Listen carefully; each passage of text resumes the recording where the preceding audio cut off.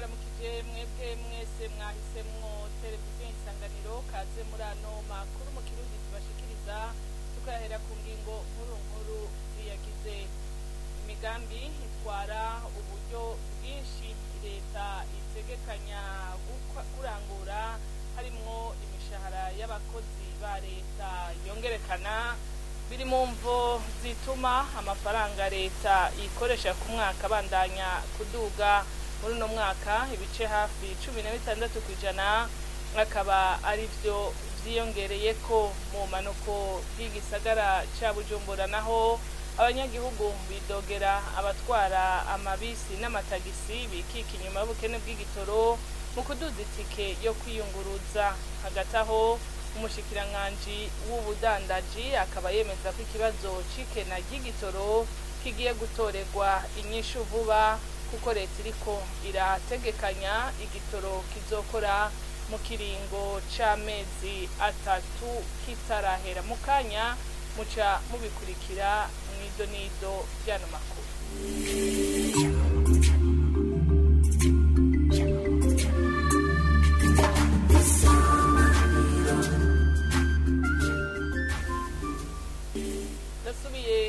Baramutsa integuro y'itegeko rigenga amafaranga leta izokoresha muri uno mwaka yaremejwe ku muhingamo wo kuri uyu wa kane ibice hafi 16%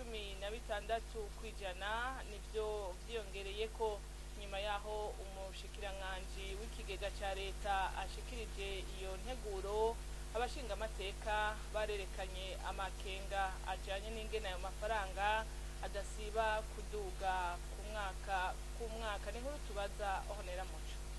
Inyuma yo gushikiriza integuro y'itegeko rigenga amafaranga leta izokoresha uno mwaka bamwe mu bashinga amateka bashikirije amakenga ajanye hanini n'ukungene uburyo leta izokwegeranya biciye mu makori n'amatagisi bongerekanye mu gihe ubuzima busanzwe buzimvye. Abo babandanije bagira amakenga ko leta izogumana igihengeri c'amafaranga ikeneye nubwo ubwo buryo leta izokwegeranya biciye mu makori n'amatagisi bwongerekanye bukava ku miliyaridi zirenga gato 3,370 mwaka uheze bukaja ku miliyaridi zirenga 3,940. Bamwe muri abo bashinga amateka babona ko hari bisata bimwe leta yongereje uburyo izokoresha bitari bikenewe.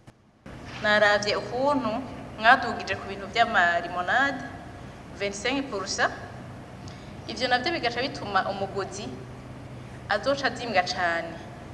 Mbega ntimubona yuko mu gihe abavyempa utabona ko amakori ari menshi bakavyihoza n'abarundi batosubira kubigura canke ugasanga nayo mafaranga mwari kwinjiza ntabonetse gutyo tukaba turiko turashiraho budget fictif ibintu vy'ama surtaxation de 20% kuri kina kiriya notamment ibintu vy'impuzu hari surtax ya 20% kandi murazi ko abarundi barafise abana bagwiza kugura ama uniforme.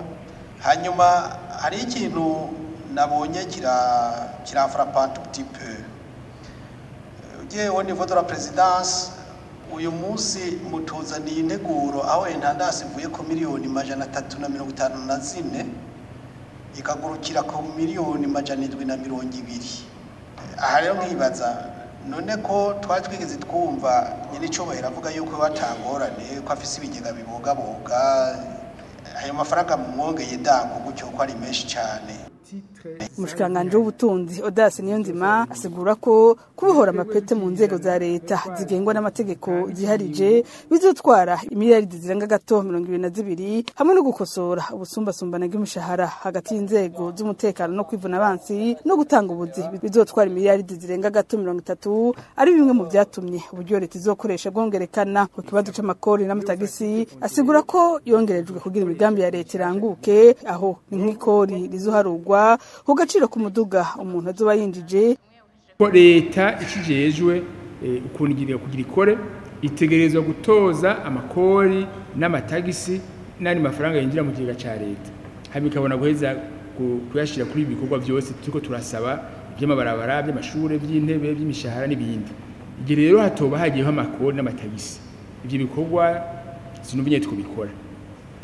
Honorable Frazi kuduza amataxe ku malimonade igihe abarundi boca baheba kunywa ayo marimonade kubera yaduza ibiciro amakora ducava hehe. Iyi taxe naho nyene yagiyeho kugira ngo dukingire ko ngaha mu Burundi gushika ubu hari amahinguro ariko aravuka, nivyo ntarashika ku rugero rushimishije gutanga ibinyobwa bikwiye abarundi bose, ariko ntaho bava ngo tuzokwama hahandi. Hanyuma ngaruke ku kibazo ca honorable Rwasagaton ku bijanye na budget ya intendance. Iyi budget ya intendance ya presidence bazatakindi ivuga kuko iyo turiko turakora budget abatunganya abajeje institution nibo baheza bakazana ibikenewe. Iyi budget rero ihuye n'ibikenewe gukorwa muri intendance ya nyir'icyubahiro umukuru w'igihugu. Nyuma y'ibibazo bitandukanye by'abashinga amateka ku bijanye n'integuro y'itegeko rigenga amafaranga leta izokoresha yongerekanye ku bice hafi 16% yahavuye yemezwa n'abashinga amateka 100 mu gihe 18 batagize ico bayivugako. Arakoze Honera Muco.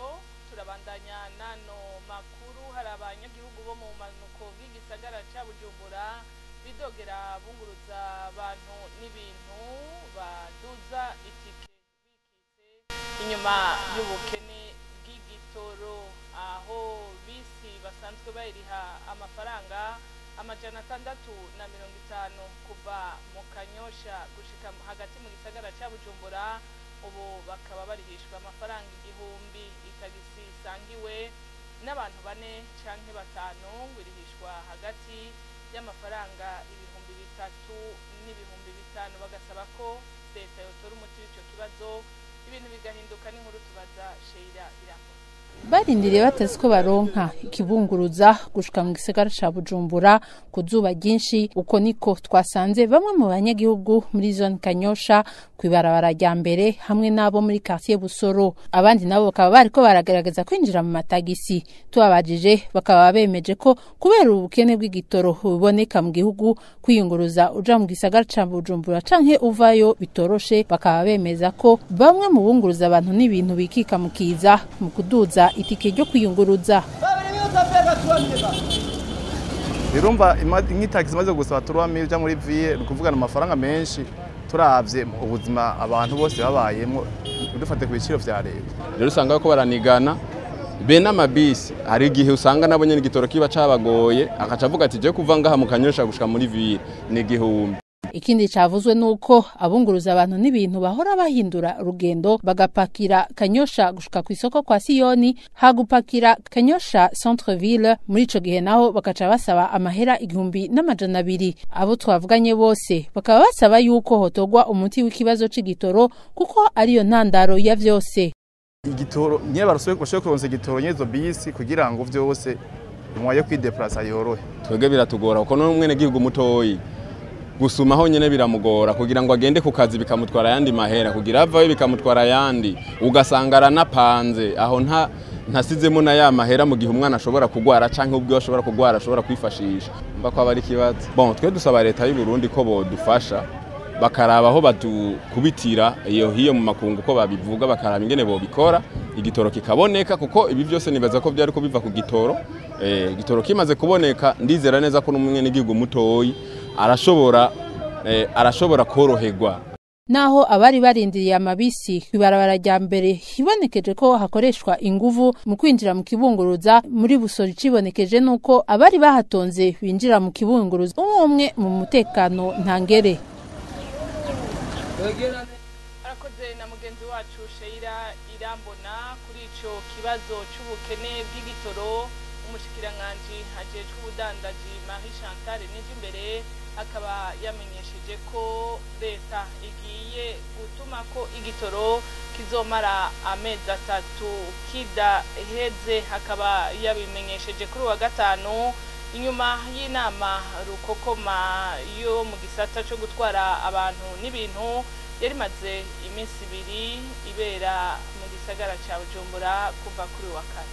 Inama rukokoma yo mu gisata cyo gutwara abantu n'ibintu ibaye mu gihe hariho n'ibindi bibazo novuga vyibonekeza bitatuva ko nk'ibura ry'igitoro ari naco novuga nyamukuru cabonetse nk'ikibazo gikwiye gutorega umuti muri kazoza ka hafi ariko iciza cavuye muri no nama nuko twese twashoboye gutahura kumwe yuko ikena ry'igitoro mu gihugu c'u Burundi kidakora kw'ibahari titimbura kandi igitoro kandi kiri mu nzira y'iterambere ni ikintu gishobora gushika uno munsi cyangwa kigashika ejo ariko tutovuga ngo ni ikintu gikora ku bikorera utwabo gusa kirakora no ku bisata vya leta ni naco gituma niyo turiko turarondera inyishu nka leta twese tuba duhurikiyemo babakora abikorera utwabo canke ibisata vya leta dutegereza kurondera inyishu irama yo gushobora kuraba ingene twongereza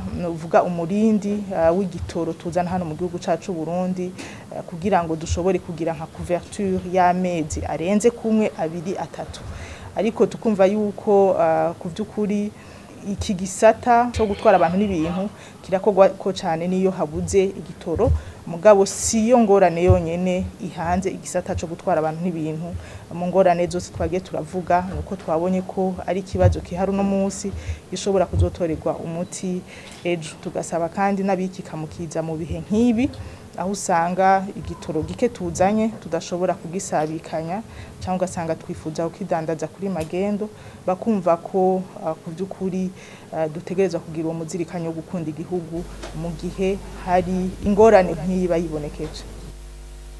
Inzitizi z'imico abanonosoye ibyo kwinonora imitsi badakwiye n'ubukene bw'ibibanza byagenewe inkino ni zimwe mu ntambamyi zihanze iterambere ry'inkino mu Burundi. Ivyo vyashikirijwe mu nama yerekeye iterambere ry'inkino yatunganijwe n'ishirahamwe mpuzamakungu Play International kuri wa kane. Uwuserukira leta y'u Burundi muri iyo nama akaba yamenyesheje ko leta yamaze gutangura umugambi wo kubaka ikibuga nako gikinirwamwo inkino zitandukanye mu gisagara ca Bujumbura. Iyo nkuru tuyibaza Chando Dieu irakoze.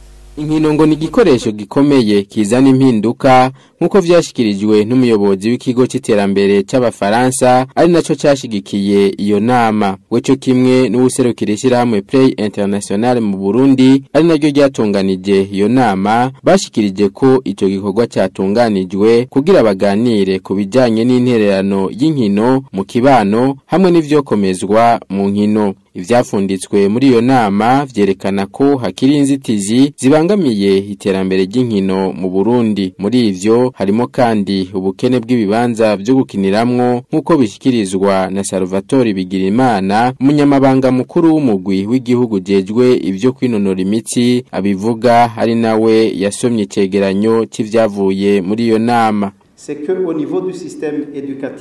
Mu bijanye n'indinganizo y'ivyigwa hariho ubukene bw'abigisha, umwanya n'ibibanza vy'inkino. Kuri ivyo hakenewe n'imiburiburi umwigisha umwe guhera ku ishure nshingiro canke mu mashure yo kwimenyereza. Hakenewe rero kubashiriraho ibibanza vyo gukina no kubaha umwanya wo gukora imyimenyerezo. Il faut aussi au niveau du temps leur donner du temps pour la pratique. Umuyobozi mukuru mu bushikiranganje bw'inkino yaserukiye leta muri iyo nama Samuel Niyubahwe yamenyesheje ko leta y'u Burundi yiyemeje kubandanya gushigikira amashirahamwe ajeje inkino. Muri iyi myaka iheze leta yaratanguje kubaka ikibuga gikinirwa k'inkino zitandukanye Bujumbura, gushigikira amahiganwa hamwe no kubandanya ishigikira amashirahamwe y'inkino kugira impano zitezwe imbere n'abanonotsi bakazoza. Abitavye iyo nama bavuze kandi ko amasoko y'ibikoresho vy'inkino akiri inyuma, aho vyagaragaye ko nk'imipira yo gukina ikorwa n'umuntu umwe nawe nyene akabikora mu buryo bw'amaboko. Aha ni hao amakuru twari twabateguriye kuri uno munsi duciye tuyagarukiriza. Nk'abandi bashimiye mwebwe mwese mwadukurikiye ndabifuriza no kugira ibihe byiza.